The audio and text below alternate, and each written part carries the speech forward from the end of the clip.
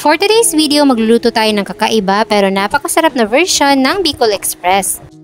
Kung hindi mo pa ito nasusubukan, panoorin mo para matry mo rin.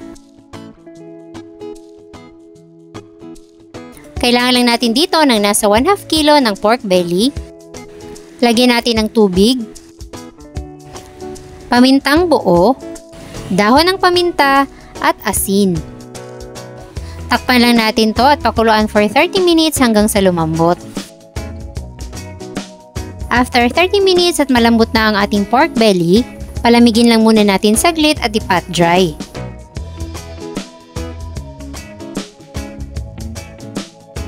Tsaka natin siya i-deep fry sa mainit na mantika at takpan nyo para hindi tayo matalsikan. After ilang minuto ay baliktarin na natin.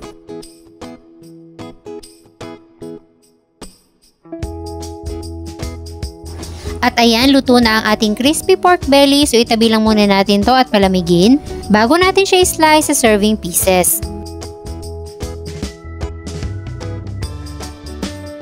Tapos i-set aside lang muna natin yan at mag-isa muna tayo ng sibuyas.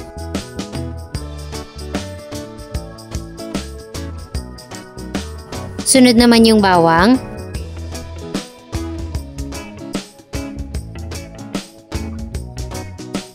Pagkatapos mag-isa ng aromatics, ilalagay na natin ang ating green beans or Baguio beans. At isang kutsarang bagoong.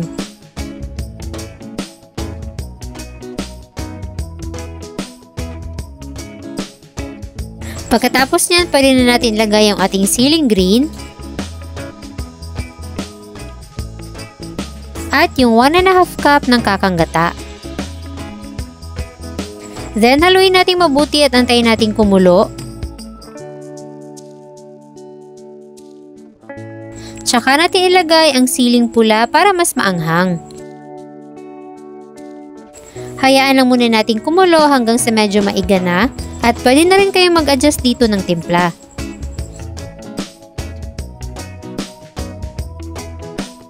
Kapag ganitong maiga-iga na, pwede na natin itong ilagay sa ating plato.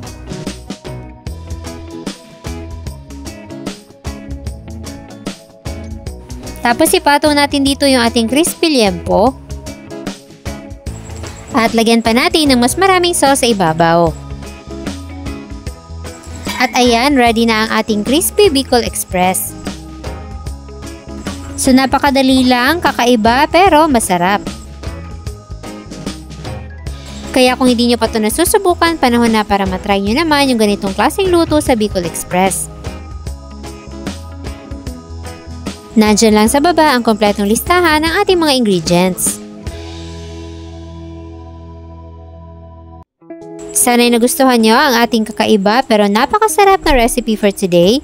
Enjoy!